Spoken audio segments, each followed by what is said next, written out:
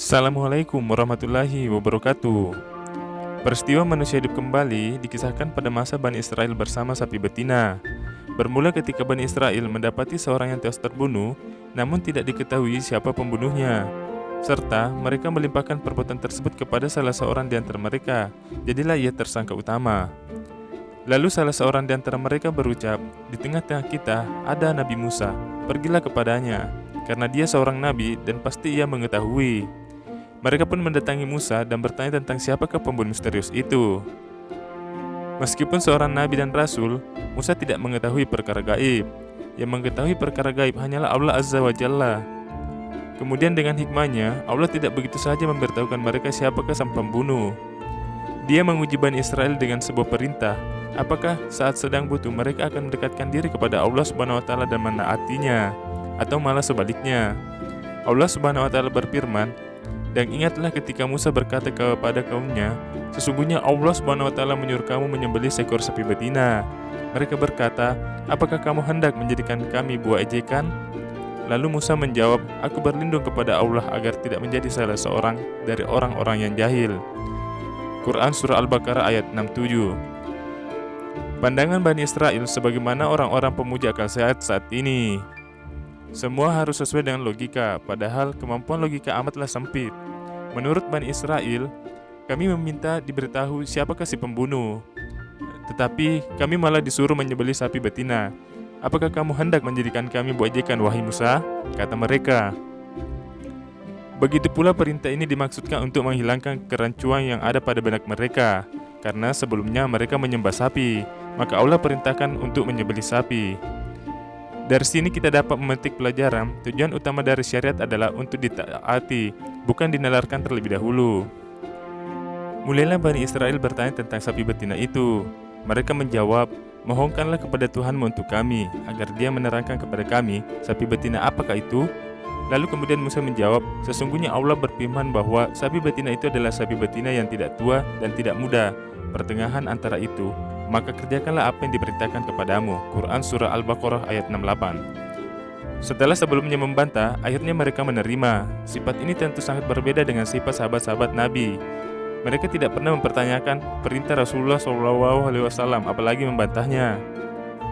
Bani Israel mulai mempertanyakan sapi seperti apa yang dikehendaki Allah Subhanahu wa taala. Mereka membanding diri mereka, padahal Allah hanya memerintahkan cukup sapi saja. Lalu disebutlah, sapi itu yang biasa saja, tidak terlalu tua, tidak juga terlalu muda, yang biasa saja.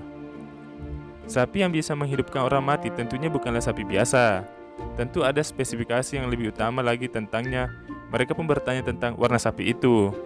Mereka berkata, "Mohonkanlah kepada Tuhanmu untuk kami, agar dia menerangkan kepada kami apa warnanya." Lalu Musa menjawab, "Sesungguhnya Allah Subhanahu wa taala berfirman bahwa sapi betina itu adalah sapi betina yang kuning. Yang kuning tua warnanya lagi menyenangkan orang-orang yang memandangnya." Quran Surah Al-Baqarah ayat 69. Setelah warnanya terjawab, mereka pun belum merasa cukup. Mereka terus berlebihan tentang persyaratan yang awalnya sangat sederhana itu.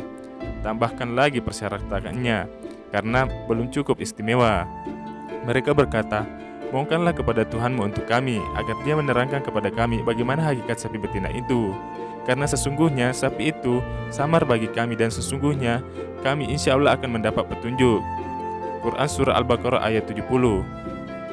Musa pun kemudian berkata, "Sesungguhnya Allah Subhanahu wa taala berfirman bahwa sapi betina itu adalah sapi betina yang belum pernah dipakai untuk membajak tanah dan tidak pula mengairi tanaman, tidak bercacat dan tidak ada belangnya."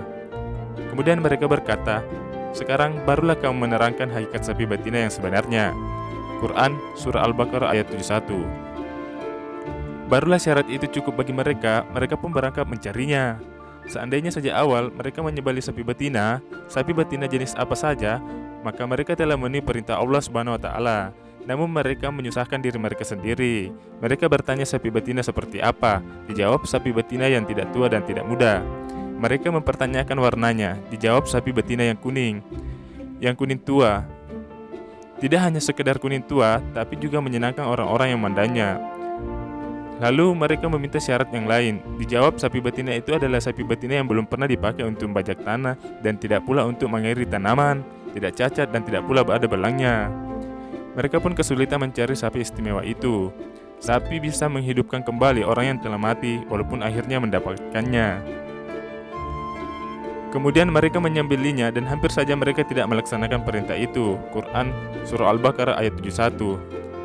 Bani Israel mempersulit diri mereka sendiri. Allah pun membuat mereka merasakan kesulitan. Sang penjual sapi meminta harga sapi dibayar dengan sejumlah emas yang banyak. Mereka kumpulkan emas-emas mereka lalu membayarnya.